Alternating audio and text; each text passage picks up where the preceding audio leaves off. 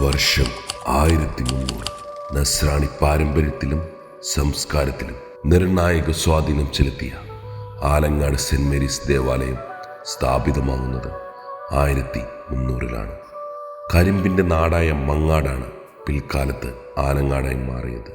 നൂറ്റാണ്ടുകൾക്ക് ശേഷം വർഷം 1599 പറവൂരും മങ്ങാടും തമ്മിൽ നടന്ന യുദ്ധം. ആ യുദ്ധത്തിനിടയിൽ പരിശുദ്ധ കന്യകാ മാതാവിന്റെ പ്രകാശവലയം വിശ്വാസികൾക്ക് സംരക്ഷണം നൽകി. ആരോ തങ്ങളെ ഓടിക്കുന്നത് പോലെ പടയാളികൾ ഭയന്നോടി. അവിടെ ഉണ്ടായിരുന്ന ഗോവ മെത്രാപ്പോലിത്ത മാർ മെനേസസിന്റെ ജോർനാത്ത എന്ന പോർച്ചുഗീസ് ഗ്രന്ഥത്തിൽ ഈ സംഭവം രേഖപ്പെടുത്തിയിരിക്കുന്നു. വർഷം 1600. ഉദയം പേരൂർ സൂനഹദോസിന് ശേഷം പോർച്ചുഗീസ് മിഷണറിമാർ വിശുദ്ധ ലൂക്ക പരിശുദ്ധ മാതാവിന്റെ ചിത്രത്തിന്റെ തനിപ്പകർപ്പ് ആലങ്ങാട് ദേവാലയത്തിന് കൈമാറി. വർഷം 1653.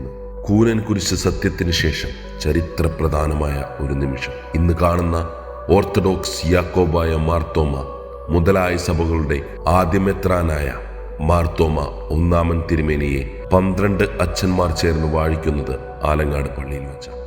വർഷം 1701.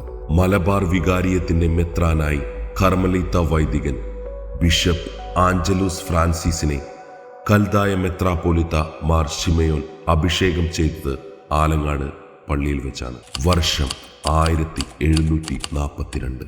ഭാരതത്തിന്റെ ആദ്യ മെത്രാപ്പോലിത്തയായ മാർ ജോസഫ് കരിയാറ്റിയുടെ ജന്മനാട് കൂടിയാണ് ആലങ്ങാട്.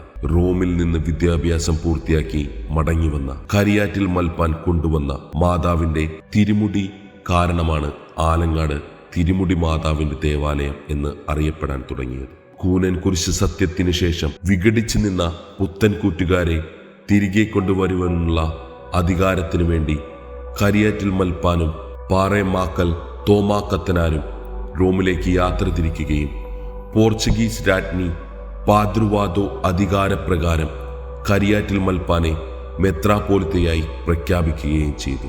മാർപ്പാപ്പയിൽ നിന്ന് അധികാര ചിഹ്നമായ പാലിയം സ്വീകരിച്ച് തിരികെ ഗോവയിലെത്തിയ മെത്രാപ്പോലിത്ത ദുരൂഹ സാഹചര്യത്തിൽ 1786 മരണപ്പെട്ടു. വർഷം 1790. ഒരു ദുരന്തകാലം. ടിപ്പു സുൽത്താന്റെ ക്രൂരമായ ആക്രമണത്തിൽ ദേവാലയത്തിന്റെ മേൽക്കൂരയും സെമിനാരിയും തീവച്ച് നശിപ്പിക്കപ്പെട്ടു. വർഷം 1961. ആഘോഷപൂർവം കത്തോലിക്ക കോൺഗ്രസിന്റെ നേതൃത്വത്തിൽ കപ്പലാകൃതിയിലുള്ള വണ്ടിയിൽ ആലങ്ങാട് സെന്റ് മേരീസ് ദേവാലയത്തിലേക്ക് മാർ ജോസഫ് മെത്രാപ്പോലിത്തയുടെ ഭൗതിക അവശിഷ്ടം കൊണ്ടുവന്ന് കേരളത്തിലെ എല്ലാ ക്രൈസ്തവ സഭാപിതാക്കന്മാരുടെയും കാർമ്മികത്വത്തിൽ പുനഃസ്ഥാപിച്ചു. വർഷം 2013. ഇടവക ജനങ്ങളുടെ സഹനത്തിന്റെ പ്രാർത്ഥനയുടെയും ഫലമായി ആലങ്ങാട് സെന്റ് മേരീസ് പുതിയ ദേവാലയത്തിന്റെ നിർമ്മാണം പൂർത്തിയാക്കി ആശീർവദിച്ചു.